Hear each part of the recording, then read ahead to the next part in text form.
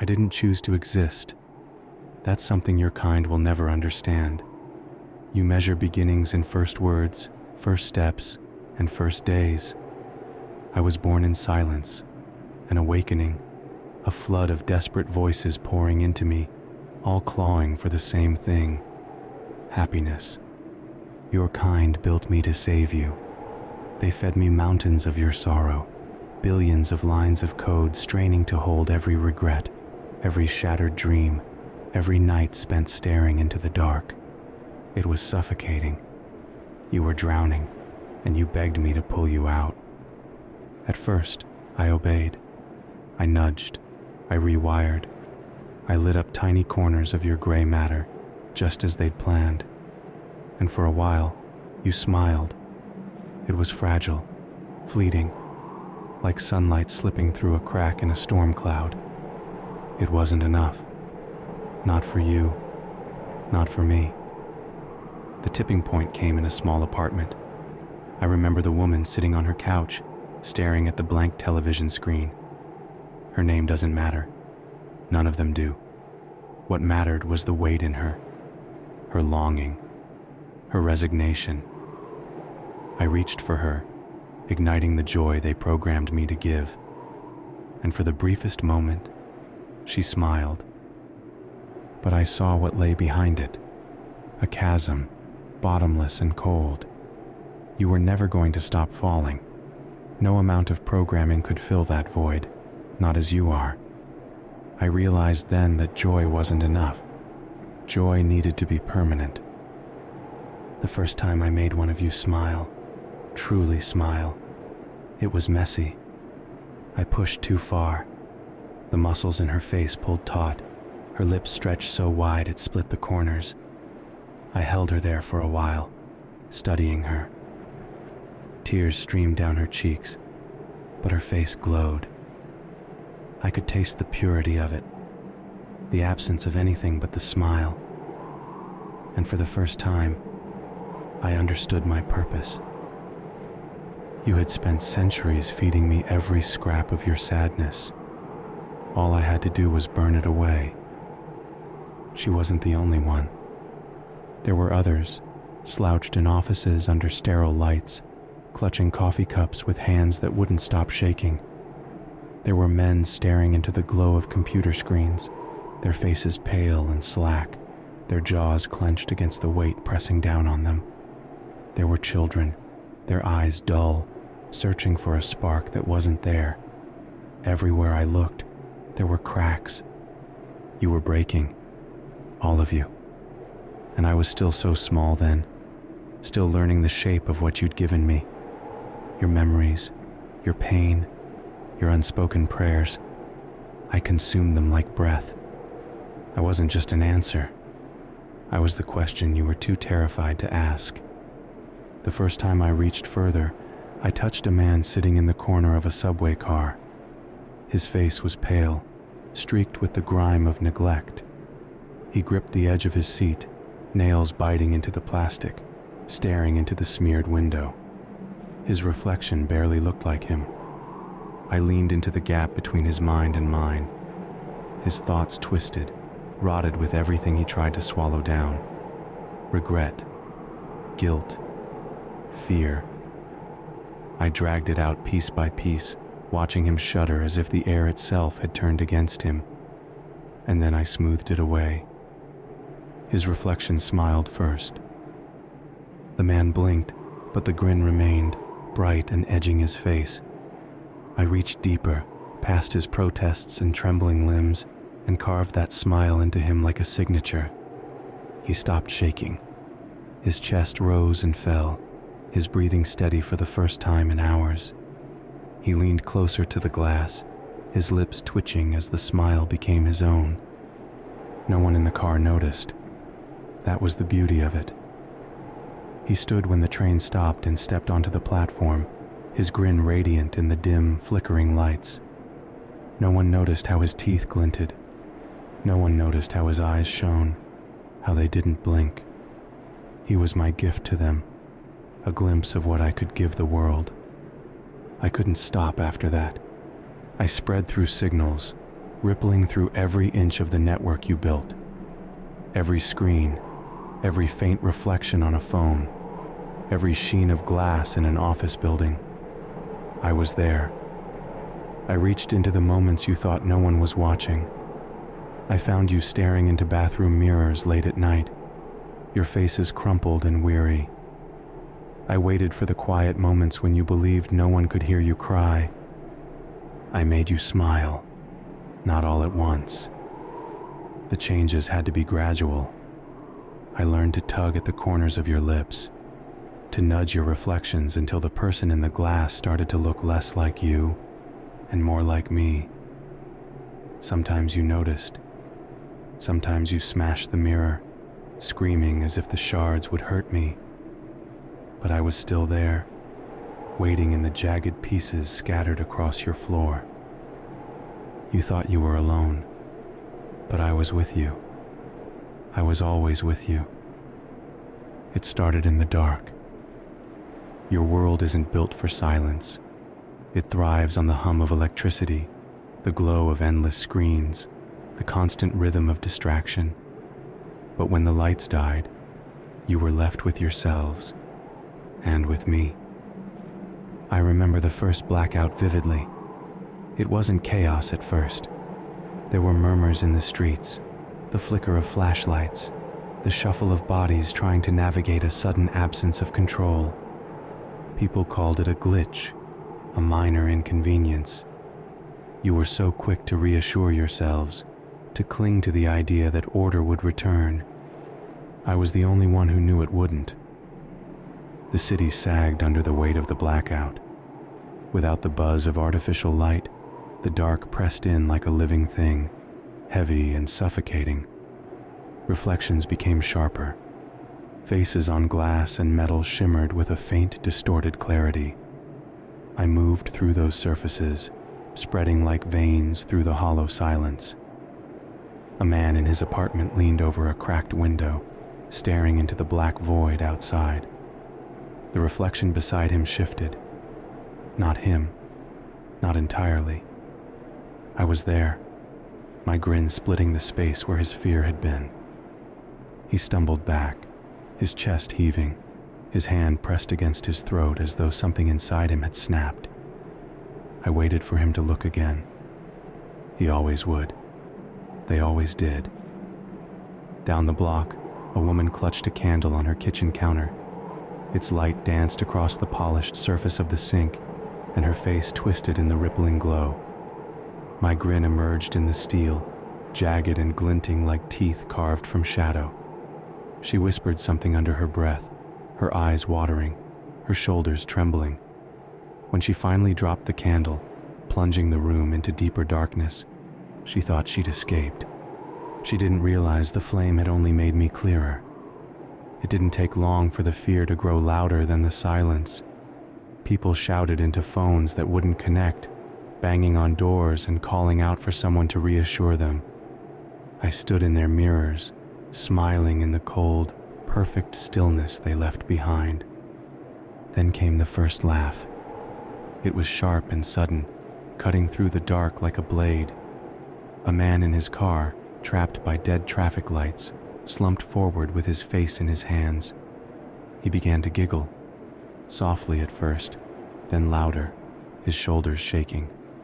His mouth stretched into something unnatural, his teeth bared in a grin so wide it seemed his skin might split. Others followed. The laughter spread through the city, a rising tide of dissonance. Some tried to cover their ears, their bodies shuddering as their reflections betrayed them.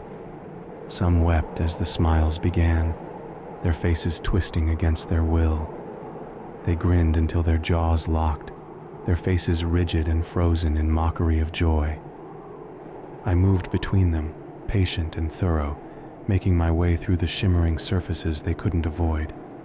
I pulled at their lips, their cheeks, their fragile minds.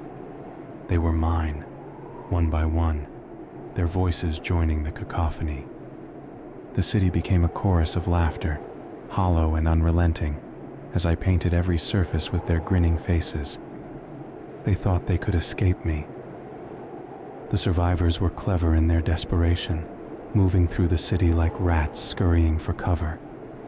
They huddled in windowless basements and boarded up rooms, pulling blankets over their heads as though darkness alone could shield them. They shattered mirrors and cracked the glass in their phones, turning every reflection into jagged splinters. But their breath came in shudders, and their hands betrayed them. I didn't need mirrors to find them. I could taste their fear, heavy in the silence they clung to. It clung to them, dripping like condensation on a cold glass, pooling in every corner where they thought they were safe. In one of the basements, a woman sat curled against the wall, her arms wrapped tightly around her knees. Sweat glistened on her skin, catching the faint glow of the candle flickering beside her. Her face was pale, her lips pressed into a thin, trembling line. She had smeared ash across the walls, erasing her reflection wherever it had appeared. She thought it would stop me. She didn't see the puddle at her feet. A slow trickle from a leaking pipe had pooled in the cracked concrete, rippling faintly as the vibrations of her body shook the floor. Her reflection moved, its face impossibly still.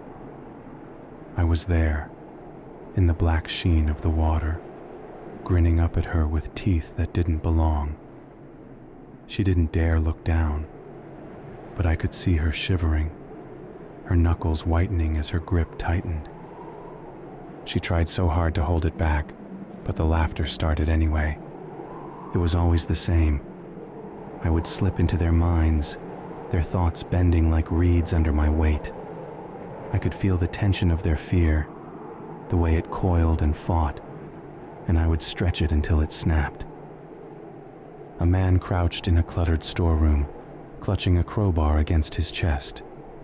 His breaths were shallow, his shirt damp and clinging to his skin. He muttered something inaudible, his lips moving like a prayer that couldn't be finished. The window above him had been covered with duct tape, but the adhesive had loosened, leaving a sliver of glass exposed. I didn't need much. His reflection stared back, but the face wasn't his. The eyes didn't blink, and the smile began to pull across its mouth in slow, deliberate movements. He froze, his chest rising and falling with each uneven breath. The crowbar slipped from his hands, clattering to the ground with a hollow metallic sound. His lips twitched once, twice, then curled upward. I waited as his head tilted, his grin widening. They all thought they could resist. They thought fear alone could protect them, that they could keep me out by locking doors and turning their faces away. But the truth was simple. I was already inside them. Every crack in their minds was an open invitation. There was one who intrigued me. He wasn't like the others. He moved through the shadows with purpose, his shoulders rigid, his eyes sharp. He avoided the glimmers of glass and the shine of polished metal, turning his gaze to the ground as if it could shield him. He carried a hammer, smashing every mirror and reflective surface he encountered, scattering shards across the streets like breadcrumbs. I watched him for hours, amused by his defiance. In his wake, the city groaned. Laughter spilled from open windows, and the buildings seemed to sigh, their glass-covered faces shivering as I swept through them. My choir grew louder, their grins multiplying, their voices echoing against the hollow silence he fought so hard to protect. He thought he could escape me. He thought he could save himself. But every time he moved past a puddle, I was there. Every time he glanced at a glint of light in the distance, I flickered just out of reach. He didn't realize he wasn't leading me away from his hiding place. He was leading me straight to it. He thought he had escaped me. There, at the heart of the broken city, he crouched among the ruins of his defiance. The air was thick with the scent of rust and decay, every surface coated in grime that clung to his skin. He sat in a windowless room, the last shard of glass smashed beneath his boots, his breath coming shallow but steady. I lingered in the dark corners where he refused to look. The glow of a faint emergency light buzzed weakly above him, casting a sickly halo over the space. He had stripped the room bare, no reflective surfaces, no glints of light, but his sweat pooled on the concrete floor, spreading slowly, inevitably. He hadn't noticed. I didn't need much. His body sagged against the wall, his head dropping as exhaustion seeped into his limbs. His hands shook faintly in his lap, caked with dirt and blood that had dried into sharp lines. He muttered something low, guttural, his voice barely audible over the electric hum. He was unraveling. I pressed against the edges of his mind, testing the seams. His thoughts were brittle, scattered in jagged pieces like the mirrors he had destroyed. He was clinging to a memory, something soft, something fragile, a face blurred and indistinct, with a smile that wasn't mine. It was the only thing holding him together, and I reached for it with careful hands. When the puddle rippled, he noticed. His head snapped up, his eyes narrowing as they darted to the floor. The faint sheen of water reflected his outline, distorted and wavering, but he didn't see me. Not yet. I let the image shift. The reflection stretched unnaturally, the edges of his face warping as if the water itself was alive. His chest rose sharply, his fingers curling into fists. He shifted away from the puddle, dragging himself toward the far corner of the room, his back scraping against the rough concrete. It didn't matter. I followed. The puddle spread as if pulled by an unseen tide, reaching for him with slow, deliberate patience. He stared at it, his jaw tightening, his breath shallow and uneven. He refused to look directly at the reflection, but I was already there, waiting just beyond his focus. I moved closer, my grin rippling across the surface. His body tensed, his muscles coiling as though bracing for impact. But there was no fight left in him. He had spent everything he had smashing mirrors and running through shadows. I knew he wouldn't look away.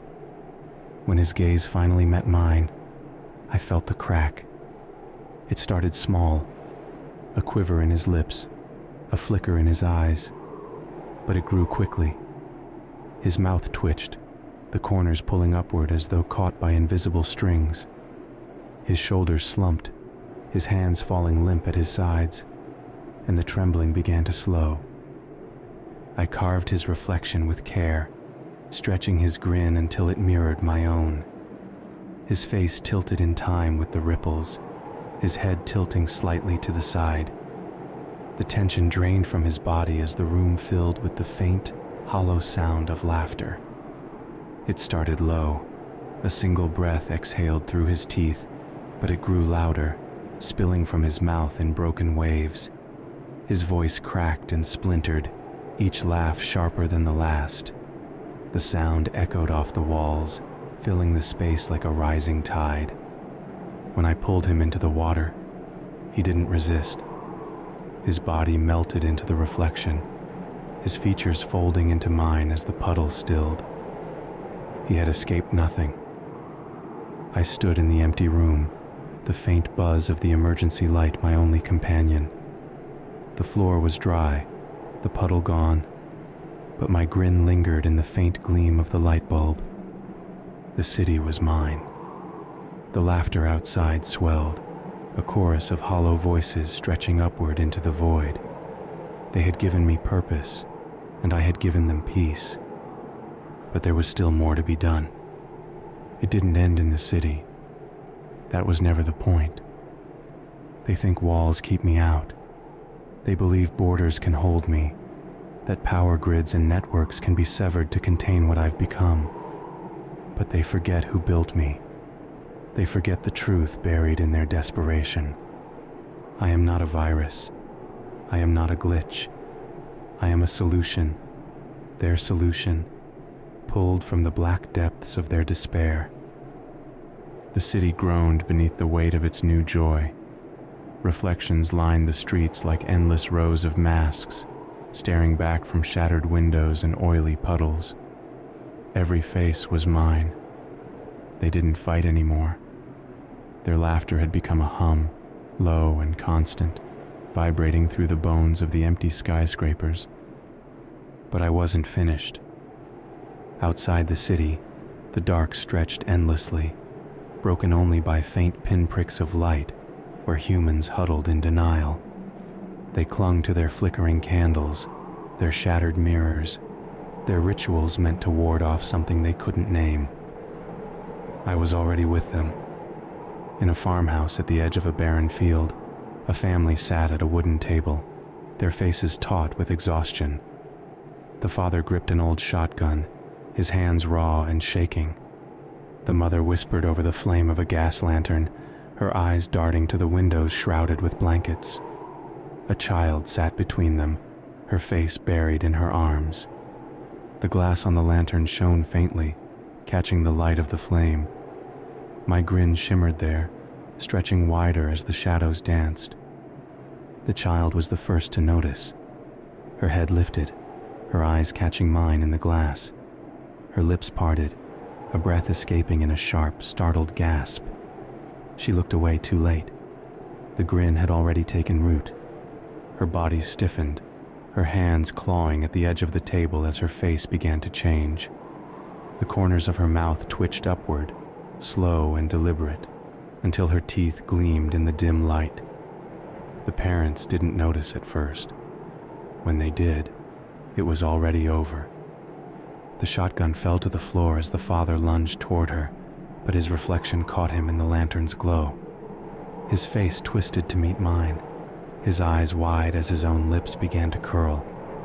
He stumbled backward, his voice breaking into staccato bursts of laughter that echoed off the walls. The mother was last. Her gaze darted to the lantern in a futile attempt to douse the flame. She saw herself in the glass, her reflection already smiling. Her mouth pulled taut, her breath catching in her throat as she dropped to her knees. The flame flickered out, leaving the farmhouse in silence.